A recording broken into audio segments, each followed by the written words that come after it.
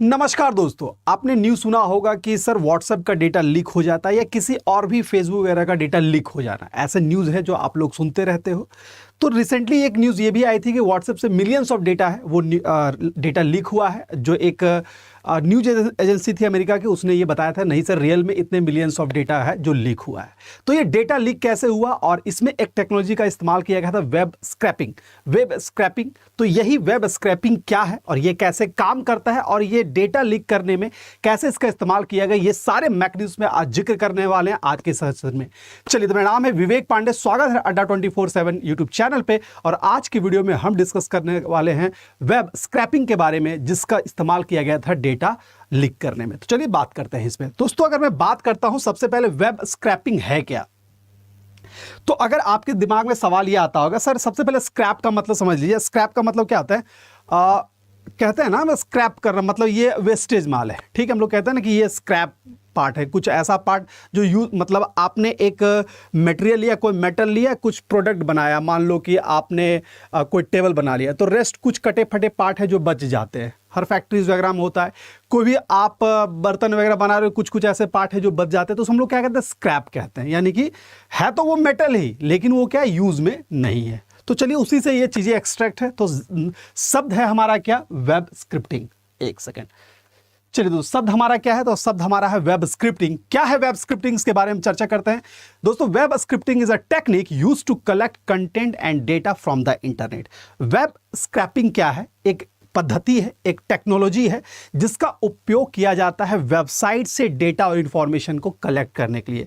ये जो टेक्नोलॉजी आई है, बेसिकली इसमें मशीन लर्निंग और आर्टिफिशियल इंटेलिजेंस जैसे टेक्नोलॉजी का इस्तेमाल किया था, और ये अच्छे काउज के लिए की गई है, अच्छे काउज के लिए की गई है।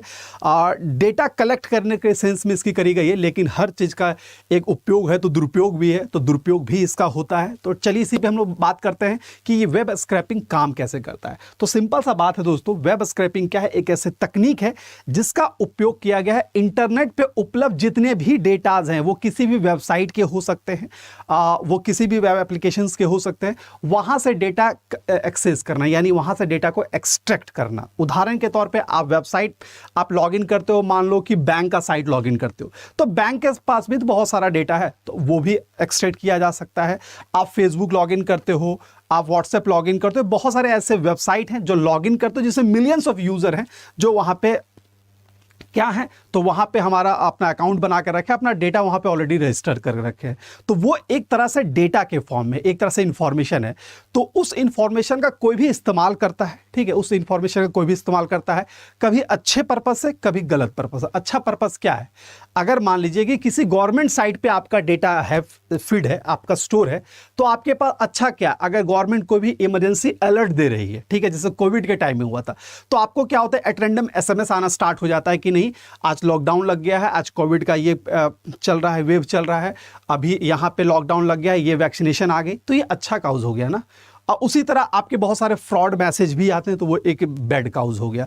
तो यही है, एक्सट्रैक्शन जो होता है वो कहीं ना कहीं अच्छे पर्पस के लिए भी होता है और बैड पर्पस के लिए भी होता है। ठीक है, तो दोस्तों यहाँ पे आपको समझना यही है कि वेब स्क्रैपिंग ऐसी तकनीक है जिसका इस्तेमाल किया गया है वेबसाइट से डेटा और इंफॉर्मेशन को कलेक्ट करने के लिए। आप देख सकते हैं, जैसे मैंने आपको बताया, ये एक वेबसाइट है जहां से डेटा को कलेक्ट किया जा रहा है। ठीक है, डेटा कलेक्ट किस फॉर्म में किया जाता है ये भी हम आगे चर्चा करेंगे। ये जेसन सीएसवी क्या है, ये सब भी हम लोग डिस्कस करेंगे। तो सिंपल से याद रखिएगा, इसका उपयोग किया जा रहा है किसके?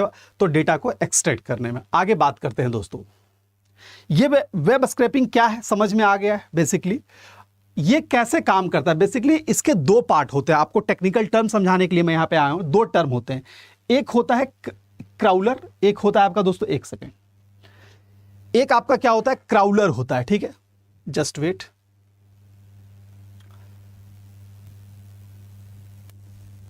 चलिए, वेब स्क्रैपिंग में क्या होता है? बेसिकली दो पार्ट होता है। ये आपको एग्जाम पॉइंट ऑफ व्यू से इंपॉर्टेंट, क्राउलर क्या है एग्जाम में पूछा भी जाता है, और दूसरा स्क्रैपर होता है। ठीक है, अब थोड़ा आगे ये क्राउलर और स्क्रैपर समझने से पहले मैं आपको समझाऊं कि ये व्हाट्सएप का डेटा लीक कैसे हुआ था। तो बेसिकली ये हुआ क्या था कि जब हम लोग वेब व्हाट्सएप चलाते हैं, आपने देखा होगा कि हम लोग जो लैपटॉप वगैरह में या डेस्कटॉप वगैरह में वेब व्हाट्सएप चलाते हैं, तो इस तरह का इंटरफेस आता है। ठीक है, तो यानी हम मोबाइल में एप्लीकेशन से तो चला ही रहे हैं, साथ ही साथ अपने लैपटॉप में भी व्हाट्सएप चलाते हैं by the help of web.whatsapp.com से। ये हम लोग यहाँ पे रन करवाते हैं। चूंकि ये वेब पे आता है, ठीक है, चूंकि ये वेब पे आता है इसीलिए, और व्हाट्सएप में क्या मेरे मिलियंस ऑफ कॉन्टैक्ट्स है, मिलियंस ऑफ डेटा है, ये सबके पास है, तो ये वेब से डेटा को एक्सेस किया गया, यानी वेब व्हाट्सएप से यूजर का डेटा एक्सेस किया गया, इसीलिए वेब स्क्रैपिंग के तहत आया। बात समझ में आई? मैं आपको पुनः बताता हूं, चूंकि डेटा जो एक्सट्रैक्शन का काम हुआ था, व्हाट्सएप का डेटा जो एक्सट्रैक्ट हुआ था दोस्तों, बेसिकली वो आपके एप्लीकेशन से नहीं हुआ था, ठीक है, वो आपके एप्लीकेशन से नहीं हुआ था या फिर डेटा वेयरहाउस से नहीं हुआ था। जैसे कि आपको मालूम है कि व्हाट्सएप, फेसबुक, इंस्टाग्राम, ये सब क्या है, ये सब की पेरेंट कंपनी है मेटा। मेटा जो मार्क जुकरबर्ग की कंपनी है, और मार्क जो पहले फेसबुक था, धीरे धीरे ये सारे कंपनी का एक्वाजिशन हुआ तो पेरेंट कंपनी बन गई मेटा, और मेटा के ही तहत आपका फेसबुक, इंस्टाग्राम और हमारा ये व्हाट्सएप आता है।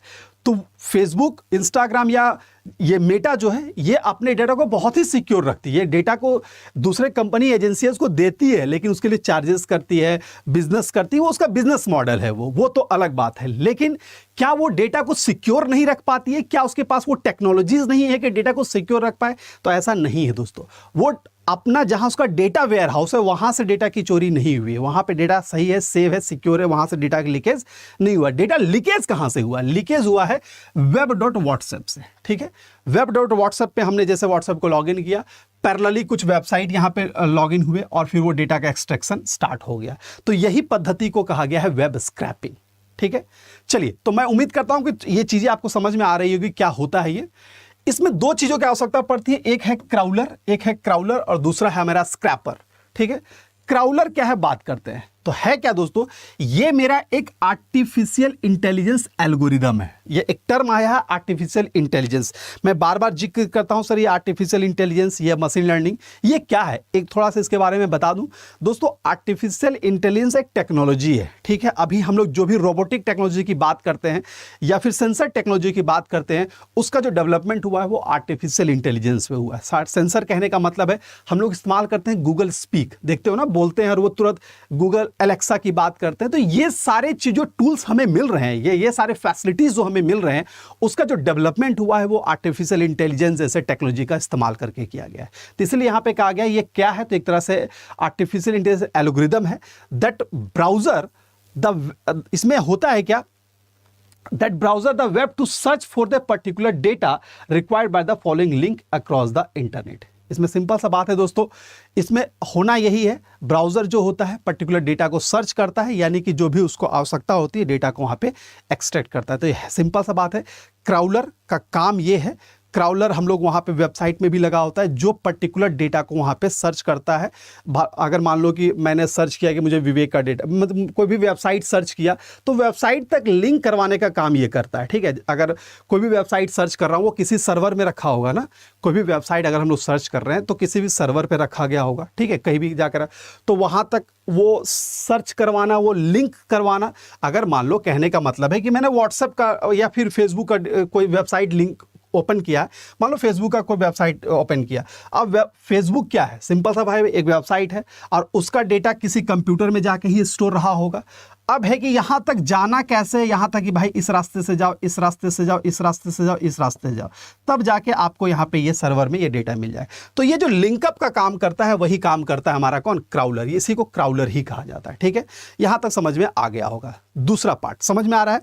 क्राउलर यानी कहने का मतलब है आपको जो डेटा चाहिए, जो इंफॉर्मेशन चाहिए वो कहां है, वहां तक लिंक करवा के पहुंचा देता है आपका क्राउलर। दूसरा पॉइंट आता है स्क्रैपर, ठीक है। ये क्या है, आपको एक तरह के टूल्स है जिसका काम है एक्सट्रैक्ट करता है डेटा को फ्रॉम द वेबसाइट। एक्सट्रैक्ट करने का मतलब लेना, ठीक है, वहां से डेटा लेने का काम है वो मेरा कौन करता है, स्क्रैपर करता है, ठीक है। तो ये दो पार्ट में इसका जो काम होता है, दो पार्ट में लोग कहते हैं, एक क्राउलर और दूसरा हमारा स्क्रैपर। ये दो तरह का पार्ट है जो वेब स्क्रैपिंग में इस्तेमाल की जाती है, ठीक है।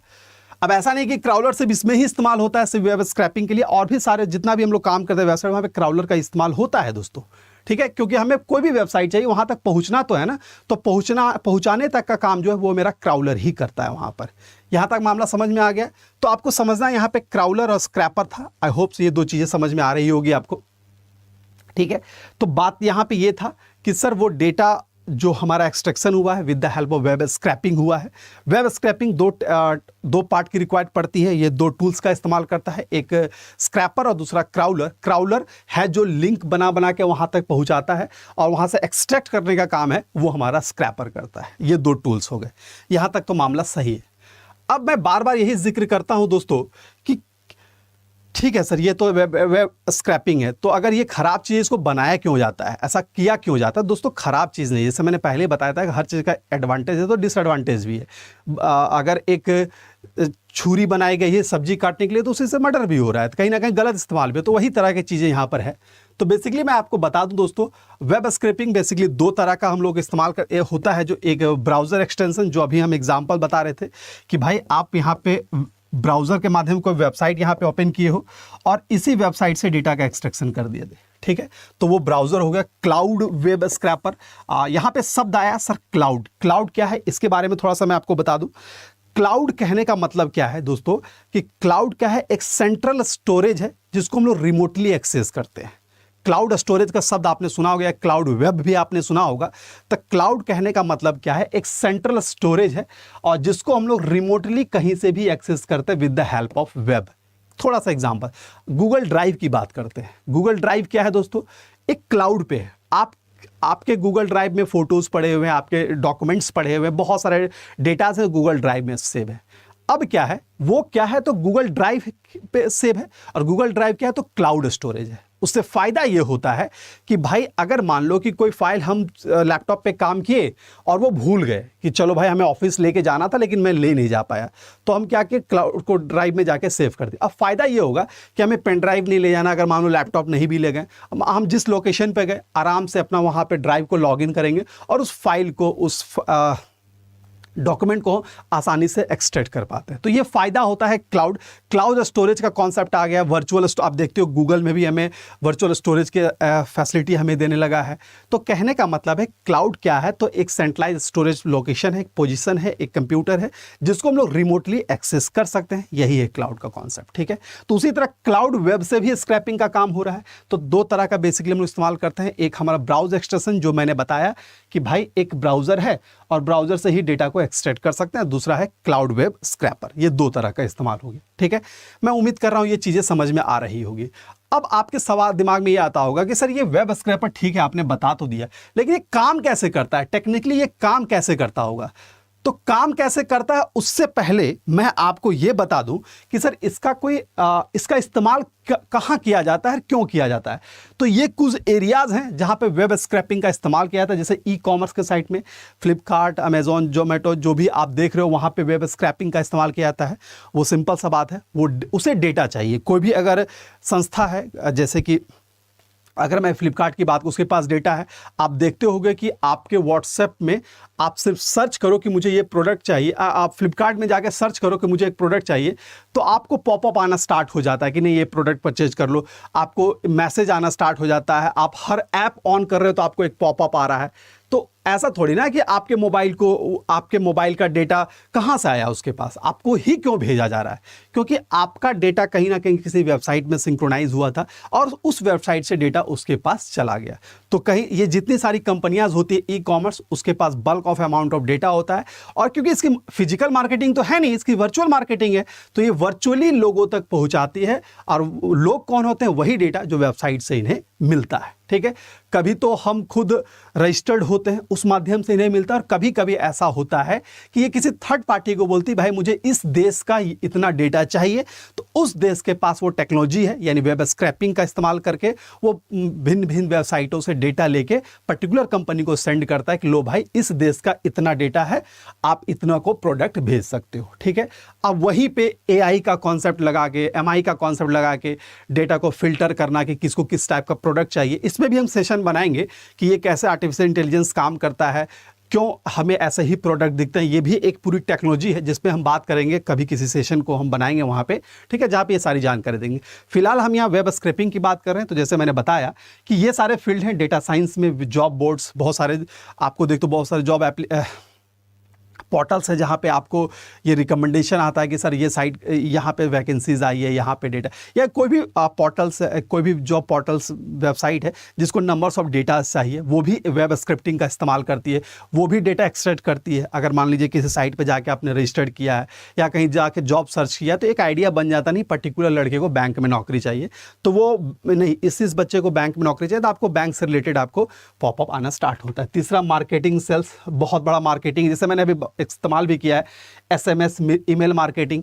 एसएमएस, आपको एसएमएस आता है कि सर ये प्रोडक्ट आ गया, या किसी बहुत तरह के अनवांटेड भी एसएमएस, वांटेड भी एसएमएस आते हैं, अनवांटेड भी मैसेज आते हैं। तो जो अनवांटेड एसएमएस आते हैं, ठीक है, दोनों कंसीडर करेंगे, ईमेल मार्केटिंग कहते हैं। ईमेल भी वैसा ही होता है, जो एक वांटेड मेल आता है, एक अनवांटेड मेल आता है। तो दोस्तों जो अनवांटेड मेल होता है उसको हम लोग स्पैम कहते हैं। आप देखना कभी कभी आपके जो ईमेल डैशबोर्ड होगा, आज ही जाके जीमेल में सर्च करना, वो बना रहता है कि स्पैम फोल्डर ये है, इनबॉक्स ये है, आर्चिव फोल्डर ये है। तो सबका ना अलग अलग मतलब है। स्पैम का मतलब ही होता है अनसॉलिक्टेड ईमेल, ठीक है, अवांछनीय, इसका हिंदी में मतलब होता है अवांछनीय, वो ईमेल जो आपको पसंद नहीं है, ठीक है, तो वो चला जाता है स्पैम में, ठीक है। तो ऐसे स्पैम मार्केटिंग भी की जाती है। तो मान लो 1 करोड़ लोगों को मेल कर दिया गया, तो भाई एक आदमी तो उसमें इंटरेस्ट लेगा, इसीलिए ईमेल मार्केटिंग भी की जाती है। तो वेब स्क्रिप्टिंग का इस्तेमाल करके SMS, email marketing, market research करने के लिए भी, मार्केट रिसर्च, प्राइस मॉनिटरिंग करने का मतलब, कहने का मतलब, मान लो भाई ये पेन है मेरा, ठीक है, ये पेन है मेरा, मान लो 10 रुपए का है, अमेजोन में मिल रहा है, तो तुरंत वो वेब स्क्रिप्टिंग करके वो इंटरनल सारा डेटा लेगा, देखे अच्छा इस प्रोडक्ट का 10 रुपये अमेजोन में, तो फ्लिपकार्ट उसी से रिलेटेड अपना कुछ प्राइस आगे पीछे करके सेल करेगी। तो वही सारी चीज़ें हैं। तो ये जो इंटरनल टेक्नोलॉजी रिलेटेड काम होता है, उसमें मतलब मार्केटिंग करना, रिसर्च करना, ये सब कामों करने के लिए वहाँ पे वेब स्क्रैपिंग का इस्तेमाल किया जाता है दोस्तों। तो ये पॉजिटिव सेंस में, फाइनेंस में इसका इस्तेमाल किया जाता है। तो ये सारे एप्लीकेशंस एरियाज हैं जहां पे वेब स्क्रैपिंग का इस्तेमाल किया जाता है, ठीक है। चलिए अब समझ में आ गया। थोड़ा सा यहाँ पे सारांश मैं आपको दे दूं दोस्तों। हम लोग चर्चा जो कर रहे थे, हम लोग जो जिक्र कर रहे थे, टॉपिक था हमारा वेब स्क्रैपिंग, जिसका इस्तेमाल किया गया व्हाट्सएप के डेटा को एक्सेस करने के लिए। कैसे? तो दोस्तों मैंने आपको बताया वेब स्क्रैपिंग काम कैसे करता है। तो आपके वेब से वो डेटा एक्सेस करता है। आप वेबसाइट में कोई भी डेटा को इस्तेमाल यूज़ करते हो तो वहाँ से ये डेटा को एक्सट्रैक्ट किया था। अब ये आता है यूजेस, मैंने बता दिया, एप्लीकेशन एरियाज बता दिया। अब थोड़ा समझते हैं ये काम कैसे करता है दोस्तों। तो बेसिकली ये 3 चरणों में काम करता है। टेक्निकली बेसिकली ये 3 ही स्टेप पे काम करेगा। ये क्या करता है, एक HTTP रिक्वेस्ट, इसको समझिएगा तो ये पूरा कॉन्सेप्ट समझ में आ जाएगा। ये एक HTTP रिक्वेस्ट बनाता है सर्वर को, हर टर्म को यहाँ पे हम जिक्र करेंगे। फिर क्या करता है, एक्सट्रैक्ट करता है पार्सिंग का वेबसाइट कोड। वेबसाइट कोड को क्या करता है, एक्सट्रैक्ट करना, दैट मीन्स क्या, उसको डिकोड कर देना, ऐसे आप समझ सकते हो। तीसरा, saving the relevant data locally, यानी कि जिस लैपटॉप में है वहां पे डेटा को सेव करता है। अब थोड़ा इसके बारे में हम बताते हैं, समझिएगा पहले।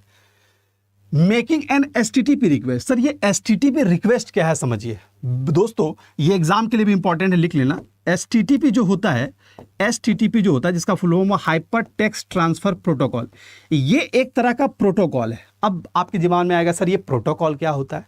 तो प्रोटोकॉल क्या है ना, रूल्स एंड रेगुलेशन को प्रोटोकॉल, अगर प्रोटोकॉल जैसा शब्द है तो प्रोटोकॉल कहीं भी, हम लोग कहते हैं गवर्नमेंट का प्रोटोकॉल है ये। हर प्रोटोकॉल का शाब्दिक मतलब ही होता है रूल्स, रेगुलेशन, नियम, कानून। तो उसी तरह नेटवर्क में भी जितना भी सारा काम होता है, कोई भी काम कर रहे हैं भाई, हम वेबसाइट सर्च कर रहे हैं, वीडियोस देख रहे हैं, हम लोग ईमेल भेज रहे हैं, फाइल डाउनलोड कर रहे हैं, अपलोड कर रहे हैं, ये जितना भी सारा काम हम वेबसाइट पे करते हैं, सब किसी नियम के तहत होता है, यानी सब किसी प्रोटोकॉल के तहत होता है। तो उसे ही कहा जाता है प्रोटोकॉल। तो उन्हीं प्रोटोकॉल में से एक प्रोटोकॉल है हमारा HTTP, ठीक है। HTTP प्रोटोकॉल है जिसका उपयोग किया जाता है वेब पेज को रिक्वेस्ट करने के लिए। आप वेब पेज का रिक्वेस्ट करने के लिए, ठीक है, फ्रॉम द सर्वर, ठीक है। आप देखना सब जगह वेबसाइट में लिखा होता है www.http.com, देखते हैं ऊपर में लिखा होता है HTTP। तो वो HTTP दैट मीन्स लिखा गया है, HTTP जैसे यहां पे लिखा गया है, दैट मीन्स कि ये बता रहा है कि हमें मान लो कि web.whatsapp है, web.whatsapp, समझिएगा, ये बहुत इंपॉर्टेंट चीज बता रहा हूं आपके इंफॉर्मेशन के लिए। एग्जाम से रिलेटेड बहुत सारा टर्म यहां पे निकल जाएगा, जैसे HTTP का क्या काम होता है, सर्वर क्या होता है, ऐसे सवालों का जवाब आपको मिलने वाला है, ठीक है।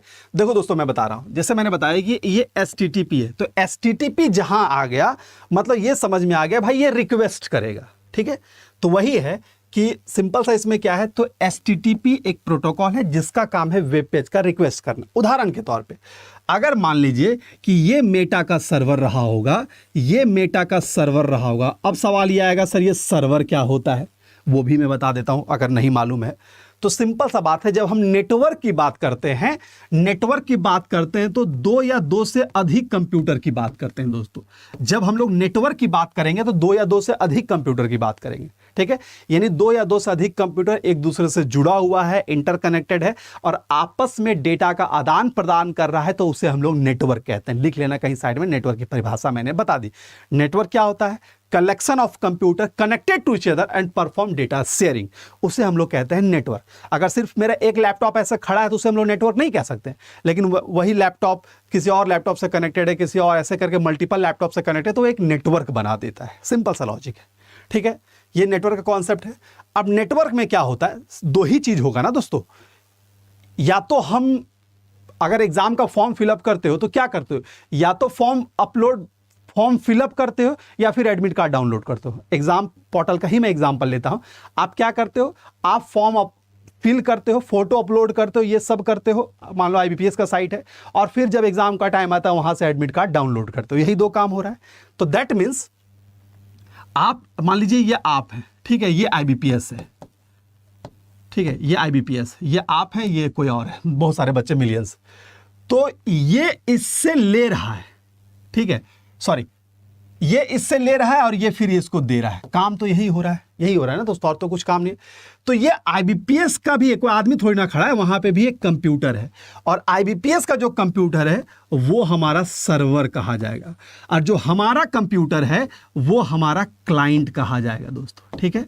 तो सर्वर क्या होता है, सर्वर वो कंप्यूटर होता है जो सर्विस प्रोवाइडर होता है, जो सर्विस देता है, ठीक है। वो कंप्यूटर जो IBPS के पास रखा होगा वो सर्वर है, और वो कंप्यूटर जो सर्विस लेगा वो हमारा क्लाइंट होता है। जैसे कि हम क्लाइंट हो गए, आप क्लाइंट, कोई भी परीक्षार्थी है तो वो हमारा क्लाइंट हो गया। तो यही होता है सर्वर और हमारा क्लाइंट। मैं उम्मीद करता हूं समझ में आया। सर्वर वो कंप्यूटर जो सर्विस देगा और क्लाइंट वो कंप्यूटर जो सर्विस लेगा। ये दो चीजें थी। अब बात करते हैं। तो दोस्तों जैसे मैंने बताया, HTTP क्या है, एक प्रोटोकॉल है जिसका काम है सर्वर से रिक्वेस्ट करना कि मुझे ये वेबसाइट दो। अगर मान लो कि यहाँ पे IBPS का कंप्यूटर है, इसमें IBPS का सारा इंफॉर्मेशन रखा है, तो मेरे कंप्यूटर से इसको एक रिक्वेस्ट आएगा, HTTP रिक्वेस्ट आएगा कि सर मुझे ये साइट चाहिए, मुझे ये रोल नंबर रजिस्ट्रेशन का हमको एडमिट कार्ड चाहिए। तो वही रिक्वेस्ट करने का काम जो है वो HTTP करता है। इसी प्रकार बहुत सारा प्रोटोकॉल है, जैसा कि FTP भी एक प्रोटोकॉल है जिसका इस्तेमाल होता है फाइल अपलोड करना, डाउनलोड करने के लिए, फाइल ट्रांसफर प्रोटोकॉल। उसी तरह SMTP भी एक प्रोटोकॉल है, सिंपल मेल ट्रांसफर प्रोटोकॉल, जिसका इस्तेमाल होता है मेल को भेजने में। ऐसे बहुत सारे थाउजेंड्स और मिलियंस ऑफ प्रोटोकॉल हैं जो वेब में सारे काम को करने के लिए बनाए गए हैं, ठीक है। तो मामला समझ में आ गया होगा। तो जब वेब स्क्रिप्टिंग होता है तो पहला काम क्या होता है दोस्तों, पहला काम होता है ये एक HTTP रिक्वेस्ट बनाता है, ठीक है। कैसे, मतलब एक चाहिए कि भाई हमको बगल से डेटा लेना है, बगल वाले रूम से डेटा लेना है, ठीक है। तो एक रिक्वेस्ट रहेगा तब ना उसके पास। ये वेब स्क्रिप्टिंग आप ऐसे समझ सकते हो कि अगर आप एक वेब आपका चल रहा है यहाँ पर, ठीक है, एक वेब आपका मान लीजिए एक टैब आपने ओपन किया, ये बगल में एक टैब बना लिया और यहाँ से सेंड मारी करके यहाँ पे आपको एंट्री मार रहा है। यही काम करता है टेक्निकली, ठीक है। तो सबसे पहले क्या करेगा, ये एक रिक्वेस्ट बनाएगा कि भाई रिक्वेस्ट तो करेगा, हम आपके घर में आए कि नहीं, तो रिक्वेस्ट वाला HTTP बनाएगा, पहला काम। दूसरा, extract and parsing the website code. अब ये जब रिक्वेस्ट हो गया सर हम आपके घर में आ सकते हैं, अच्छा आ जाओ भाई, अपना ही आदमी आ जाओ। जब आ गया, अब क्या करेगा, वहां जैसे अंदर गया उसके कोड को डिकोड कर, यानी कि वो जो पेज बना होगा, मान लो कि ये घर में चला गया तो ये भी वेबसाइट है, ये भी किसी कोड पे ही बनाएगा।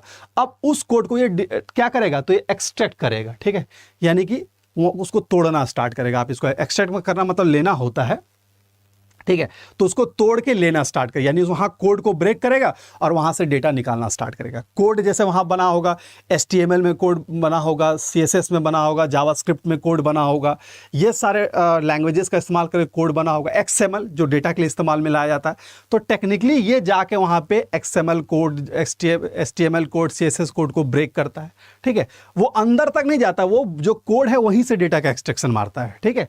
तो दूसरा काम ये करेगा कि भाई उस कोड को बनाएगा। और तीसरा, कोड जब उसको एक्सट्रैक्ट कर लेगा, यानी कि पहले रिक्वेस्ट बनाया, रिक्वेस्ट बनाने के बाद क्या गया, वहां पे कोड लिया, कोड को ब्रेक किया, फिर उसको एक्सट्रैक्ट किया, और एक्सट्रैक्ट करने के बाद फिर लोकली कंप्यूटर में यानी जहां से कर रहा है वहां पे फिर आपका ये सेव कर लेता है। तो ये 3 स्टेप्स है, ये वेब स्क्रैपिंग का काम होता है। ठीक है, तो ये मैंने एक डायग्राम से बनाया था कि HTML वेबसाइट होता है, फिर वेब स्क्रैपिंग, फिर एक्सट्रैक्ट डेटा होता है। ठीक है, तो ये 3 तरीका है जिससे यहाँ पे हम लोग वेब स्क्रैपिंग कर सकते हैं। ठीक है, तो ये पूरा कॉन्सेप्ट है जो मैंने वेब स्क्रैपिंग के बारे में दिया। इससे रिलेटेड जो टर्मिनोलॉजी था वो भी मैंने आपको समझाया। मैं उम्मीद करता हूँ ये थोड़ी बहुत चीज़ें समझ में आपको आया होगा। थोड़ा सा टेक्निकल टर्म था, फिर भी मैंने आसान भाषा में समझाने की कोशिश की। एक मैं यहाँ पे समरी भी बता दूँ, वेब स्क्रिप्टिंग सिंपल सा बात है, एक ऐसी तकनीक है जो वेबसाइट से डेटा और इन्फॉर्मेशन को एक्सट्रैक्ट करता है। ठीक है, इस्तेमाल जैसे मैंने बताया ई-कॉमर्स वाले एरियाज़ में इसका इस्तेमाल होता है, कैसे काम करता है वो मैंने बता दिया, और क्या क्या इसके एडवांटेज डिसएडवांटेज वो भी मैंने बताया। जैसे मैंने बताया कि अभी व्हाट्सएप का डेटा लीक हुआ, वो कहीं ना कहीं इसी का इस्तेमाल करके किया गया था। ठीक है, ये एक न्यूज़ एजेंसी ने बताया था, इसमें कितनी सत्यता है ये अभी जांच का विषय है।